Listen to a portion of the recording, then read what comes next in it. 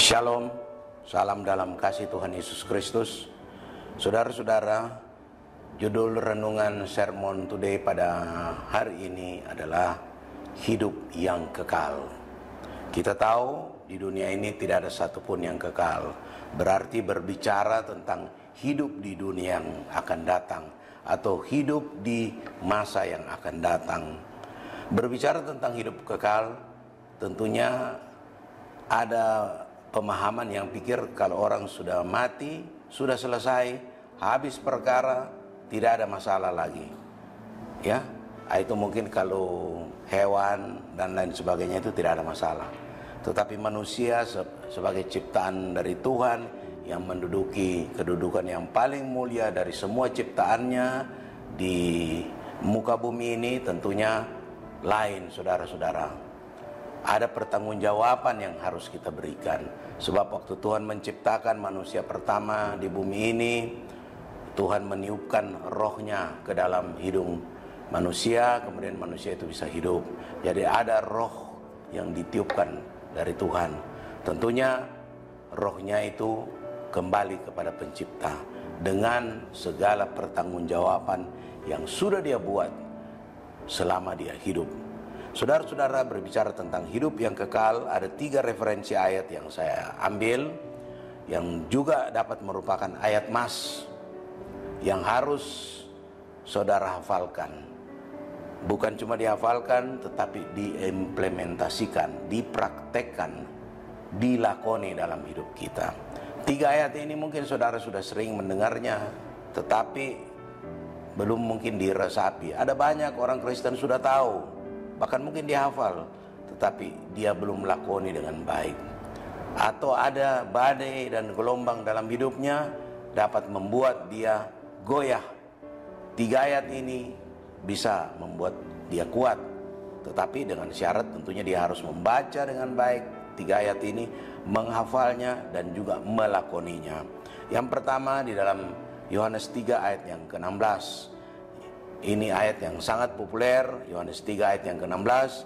Karena begitu besar kasih Allah akan dunia ini, sehingga ia telah mengurniakan anaknya yang tunggal, supaya setiap orang yang percaya kepadanya tidak binasa, melainkan beroleh hidup yang kekal. Inilah yang menjadi dasar Kristus datang ke dunia ini, saudara-saudara. Kemudian di dalam Yohanes 14 ayat yang ke-6. Ini juga ayat yang sangat luar biasa, karena belum pernah ada tokoh masyarakat, tokoh politik, tokoh agama apapun yang pernah berkata seperti di dalam Yohanes 14 ayat yang ke-6. Kata Yesus kepadanya, "Akulah jalan dan kebenaran dan hidup. Tidak ada seorang pun yang datang kepada Bapa kalau tidak melalui aku." Saya ulangi, kata Yesus kepadanya, "Akulah jalan dan kebenaran dan hidup. Tidak ada seorang pun yang datang kepada Bapa kalau tidak melalui aku." Ini Yesus sendiri yang berkata, saudara-saudara. Jadi perhatikan, saudara-saudara sekalian yang masih muda, yang sudah setengah tua atau mungkin sudah lanjut usia. Ayat ini perlu menjadi pegangan yang sungguh-sungguh kita lakukan, kita praktekkan dalam hidup kita. Karena banyaknya pergumulan hidup, mungkin anak-anak muda atau yang sudah setengah dewasa atau sudah dewasa full, karena banyaknya pergumulan hidup, biasa mereka mengganti. Mereka anggap ada banyak lain jalan. Tidak ada jalan lain, saudara-saudara. Kemudian dalam Kisah Rasul atau Kisah 4 ayat yang ke-12. Kisah 4 ayat yang ke-12. Dan keselamatan tidak ada di dalam siapapun juga selain di dalam Dia. Sebab di bawah kolong langit ini tidak ada nama lain yang diberikan kepada manusia yang olehnya kita dapat diselamatkan. Saudara, kalau mau tahu bagaimana ayat ini, saudara bisa baca secara lengkap di dalam Kisah 4 ayat 1 sampai dengan 12. Kisah 4 ayat 1 sampai dengan 12. Di situ ketika Petrus diperhadapkan, dia berkata bahwa Ketika dia dipersalahkan, dia berkata bahwa karena dia waktu itu menumpangkan tangan kepada orang yang sakit dan orang yang sakit itu sembuh. Kemudian dikatakan, dengan kuasa apa engkau melakukan yang demikian? Nah, dia katakan, dengan nama Yesus yang kamu salibkan.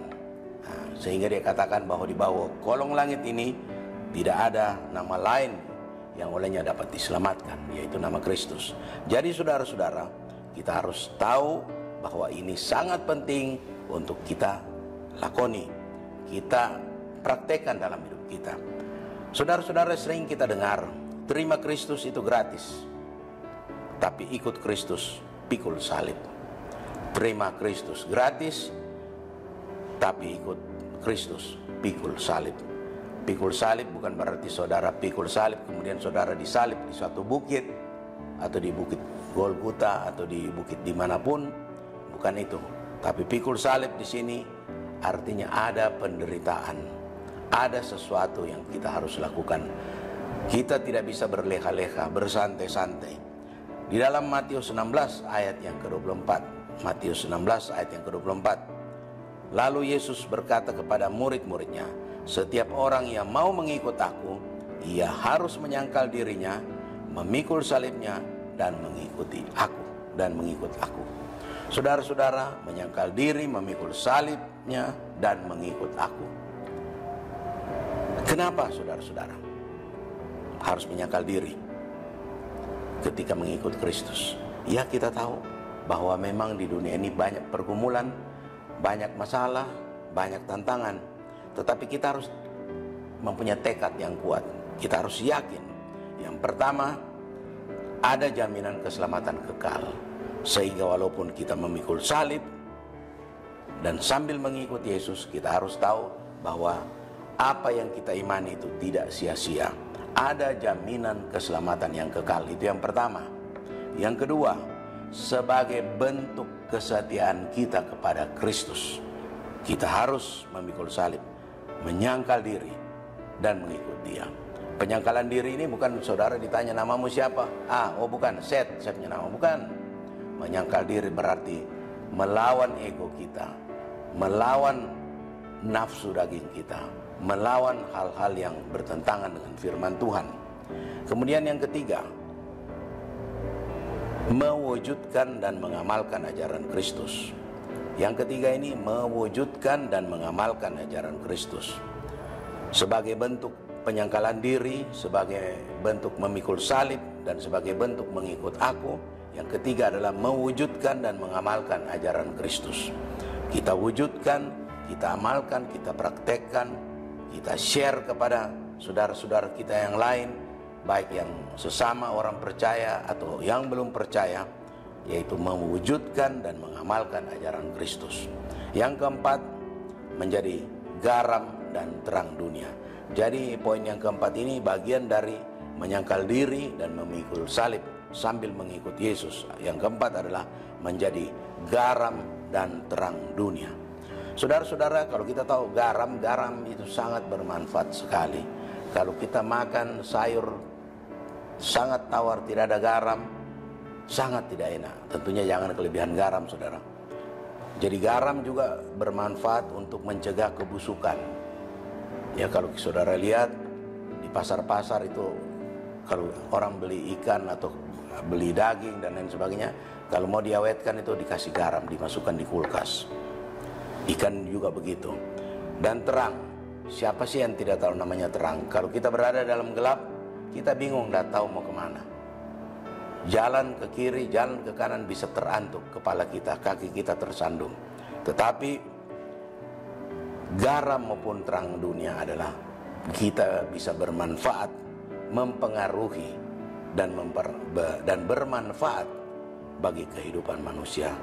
Tuhan mau kita bisa mempengaruhi dan kita bisa bermanfaat bagi orang banyak, bagi kehidupan umat manusia, bagi kemuliaan Kristus. Sekian renungan pada hari ini. Mari kita berdoa.